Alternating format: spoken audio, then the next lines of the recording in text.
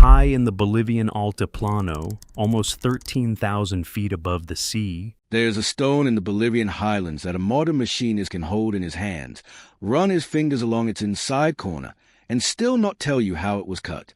Not guess wrong, not hesitate, simply not be able to explain it. That stone has been sitting in the open air for thousands of years, in a field almost 13,000 feet above sea level, waiting for someone to ask it the right question. For 3 centuries we asked it the wrong ones. We asked how it looked. We should have asked what it meant. And now, for the first time, we have a tool that can hold every measurement ever taken of this place in a single memory at once and compare all of it, without getting tired, without picking a favorite theory, without walking past the boring parts, because the boring parts don't make for a good photograph. What that tool is starting to surface is not a wild story about ancient aliens. It is something quieter and, honestly, stranger. It is a possibility that we have been standing in the middle of an enormous, deliberate piece of engineering for 100 years and simply lack the eyes to see it as one that the site is called Puma Punku, and it sits at the edge of a much larger complex known as Tiwanaku, near the shore of Lake Titicaca. Depending on which archaeologist you ask, construction that began somewhere between 1 and 2,000 years before the Inca ever existed, with some researchers arguing for dates that push considerably earlier. Even the conservative mainstream chronology agrees on one thing without argument. This was not a small undertaking.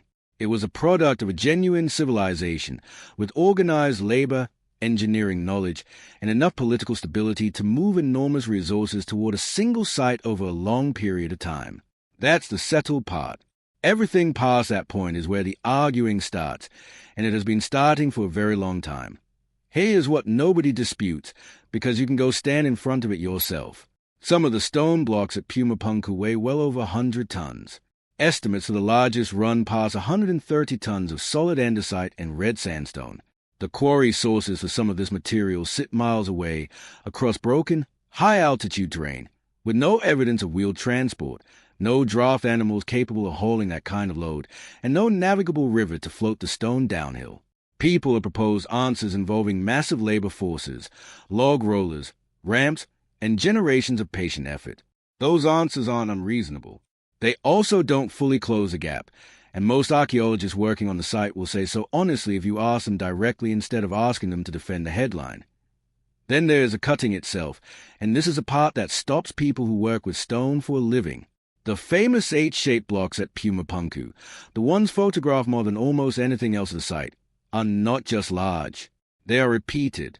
Multiple blocks carry the same interior angles, the same recessed channels, the same depths, cut with a consistency that looks less like individual craftsmanship and more like a template being applied over and over. Andesite is not soft stone.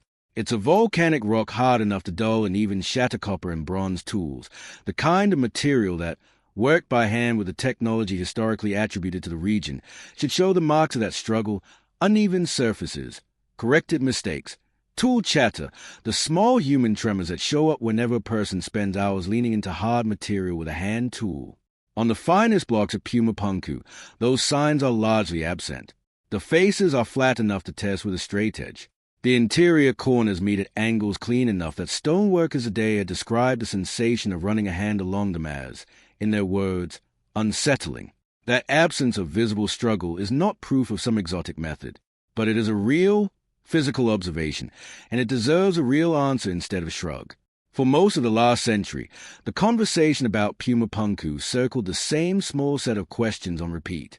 Lost technique, more labor than we assumed, forgotten tools. Every explanation lived inside the same frame. The mystery was in how the stone was cut and moved.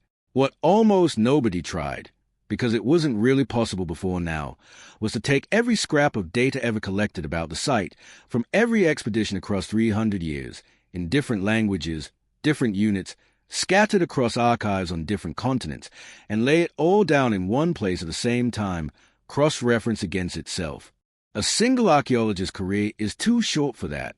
A single research team's budget is too small. The data has simply always outpaced the humans trying to hold it all in their heads.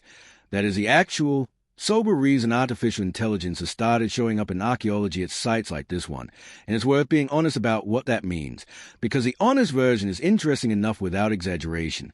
Machine learning tools are increasingly used across archaeology to do pattern recognition at a scale no team of humans can match by hand, comparing thousands of photographs for microconsistencies in tool marks, cross-referencing lidar and photogrammetry scans for repeating dimensions, running statistical models against enormous piles of surveyed data to flag anomalies a person would have to get lucky to notice. This has already reshaped fields like satellite archaeology, where AI-assisted analysis of remote sensing data has helped researchers identify buried structures and ancient road networks that would have taken lifetimes to find by eye. Puma Punku, with its 3 centuries of fragmented, uneven, multilingual documentation, is exactly the kind of site where that approach has the most to offer, precisely because no single person has ever been able to hold a whole picture at once. So picture what a project like that actually looks like in practice, because it isn't magic and it isn't instant. Researchers feed in every laser scan, every photogrammetric model, every measurement recorded across generations of expeditions. They don't tell the system what conclusion to reach.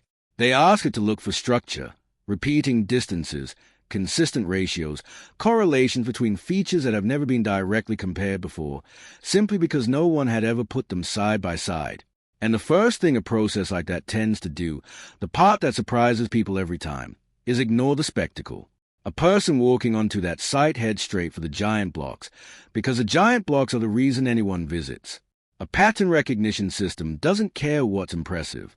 It cares what repeats, which means it often gravitates toward the parts of a site that a human eye slides right past, the space in between drill holes, the depth of small notches, the width of channels that look purely decorative. Nobody thinks of a hole as a message. A hole is just where the stone isn't. But a hole has a location, and a depth, and a distance to the next hole, and those numbers can be measured and compared exactly the same way the numbers on a stone face can.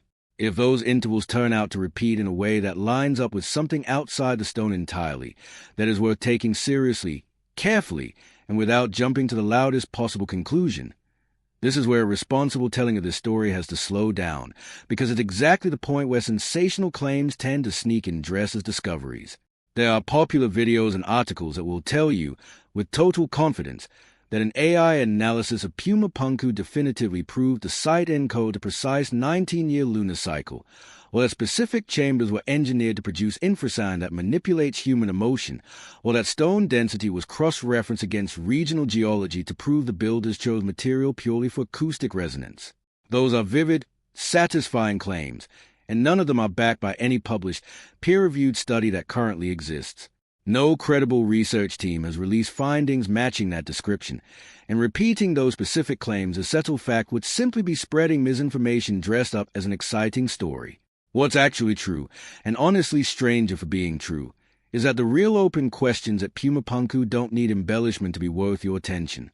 Consider the dating problem first, because this one is genuinely debated within mainstream archaeology, not just among fringe researchers. Estimates when construction began at Tehuanacu and Puma Punku vary widely depending on methodology, ranging from roughly 1,500 years ago in the most conservative chronologies to considerably older dates proposed by researchers who argue the site's foundational layers predate the culture traditionally credited with building it. Radiocarbon dating of the site is complicated by the fact that much of what's dated is organic material found near the stone, not the stone itself, which only tells you when something nearby was alive, not when the block beside it was quarried and set. That gap between the layers is real. It's argued about in academic literature, and it means honest researchers will tell you the timeline here is less settled than a museum placard makes it sound. Consider next the question of skill and sequence, because this is where things get genuinely counterintuitive without needing any exaggeration at all. Archaeologists who have studied the construction phases at Tehuanacu and Puma Punku have long noted that the precision of stonework does not neatly improve over time the way you'd expect if you're watching a civilization simply get better at its craft through practice. In several documented cases, earlier structural phases show tighter, more exact joinery than later additions built after them. That is not how skill normally accumulates. When a society is inventing a technique, the pattern is supposed to be clumsy first, refined later, the way a cathedral stonework improves as its masons spend decades learning their trade. Finding the reverse, even in isolated instances, is a legitimate anomaly that deserves an explanation, and the honest explanations on the table involve things like loss of skilled labor, disruption from war or environmental stress, changes in the workforce available for later expansion phases, or simply that different teams with different skill levels worked on different sections at different times. None of those explanations require lost civilizations or exotic technology. They do require taking the anomaly seriously instead of pretending it isn't there, which is exactly the kind of thing large-scale computational comparison is good at flagging, because it can compare joint precision across hundreds of measurements instead of relying on a researcher's memory of what they saw at 3 different excavation seasons a decade apart. Consider 2. The quarry problem, because this one has an answer that is almost more remarkable than mystery would be.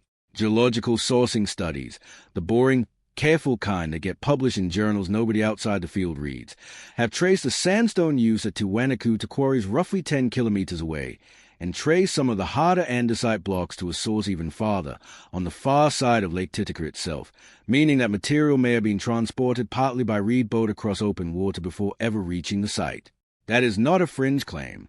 That is published, accepted archaeology, and it is already a genuinely impressive logistical achievement for the tools and transport methods available in that era and region.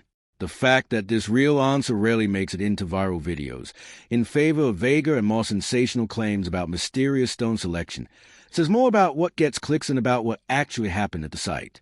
So where does that leave the machine in this story? Honestly, not as an oracle handing down proof of lost super civilizations, and not as a gimmick either. Large-scale computational analysis of archaeological data is a real and growing tool, and its actual value at a site like Puma Punku is unglamorous in the best way. It can finally hold the entire scattered record in one place, compare measurements that have never been directly compared before, and flag genuine statistical anomaly for human experts to investigate properly, with fieldwork, with peer review, with a slow, careful process that turns an interesting pattern into an actual finding. That process takes years. It involves disagreement, replication, and a lot of results that turn out to be nothing once someone checks them properly. It is far less cinematic than a video claiming a computer just cracked an ancient code in one afternoon, and it is also the only version of this story that respects both the site and the audience enough to be true. What we can say, without exaggerating a single measurement, is this. Puma Punku hold construction that pushes against the transport and cutting technology traditionally attributed to its builders. It holds a sequence of construction phases where precision does not simply increase over time the way a tidy narrative of progress would predict. It holds material moved across genuinely difficult terrain and, in some cases, open water, by people organized and motivated enough to make it happen. And it holds far more recorded data, scattered across centuries of expeditions in 6 languages, than any single person has ever been able to sit down and compare at once. That last fact alone is reason enough to keep bringing better tools to this site, not because they will hand us a dramatic final answer, but because they might finally let us ask better questions than the ones we've been recycling for 100 years. Maybe that's a real story here, and it's one that doesn't need a single invented detail to be worth telling. For a century, we stood in that field and admired the size of the stones. We photographed the H-blocks, marveled at the tonnage, argued about ropes and ramps, and left. The people who actually lived and worked there left us something more patient than spectacle, a record spread across measurements, angles, quarry sites, and construction phases that only makes sense when you look at all of it together at once, without fatigue and without picking favorites.